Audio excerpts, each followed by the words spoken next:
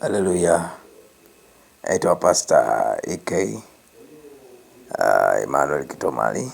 Namshukuru Mungu niko na mke wangu mpendwa hapa, Bi Mariam Kitomali. Namshukuru Mungu kipekee.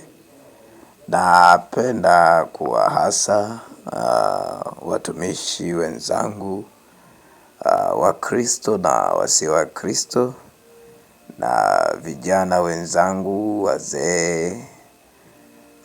Penda kuenjoy maisha, penda kurelaxi. Tambua nini kusudi la Mungu kuleta kwenye maisha haya dunia, na kubaliana na mazingira ambayo yanakukubali au yanayokukabili. Na mshukuru Mungu katika kila hali. Iwe umepata, iwe umekosa, mshukuru Mungu. Lakini zaidi sana kila mtu mheshimu, na vile vile nenda sehemu mbalimbali zenye mazingira mazuri unapokuwa umerundikana na msongo wa mawazo na mambo. Na sikiliza, maandiko yanasema usinie mambo makuu kuliko unavyoweza. Mambo mengine yanayokushinda mwachie Mungu afanye. Yale unayoweza fanya pamoja na Mungu. Mengine wakati tu utazungumza, kuna wakati utafika utafanya na yatafanikiwa. Ninakutakia mafanikio mazuri sana katika maisha yako.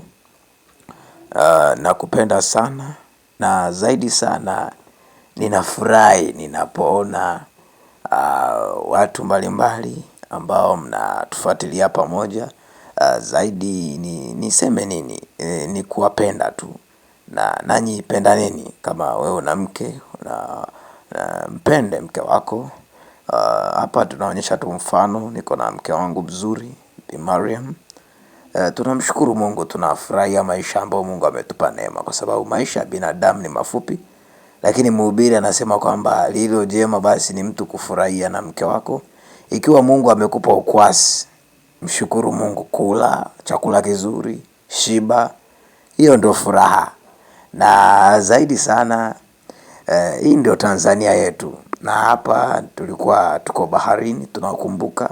Tunamshukuru Mungu, ni tarehe 5 ya mwezi wa 5 mwaka 2026. Ni siku nzuri kwetu sisi, tunamkumbuka Mungu na tuko pamoja na Mungu na tulimuona Mungu na tulifurahi. Nawe nikukaribishe zaidi sana, tuendelee kushikamana.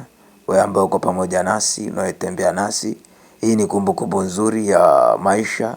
Hata na wewe na imani una kumbukumbu zako za maisha huko uliko. Mungu akubariki sana.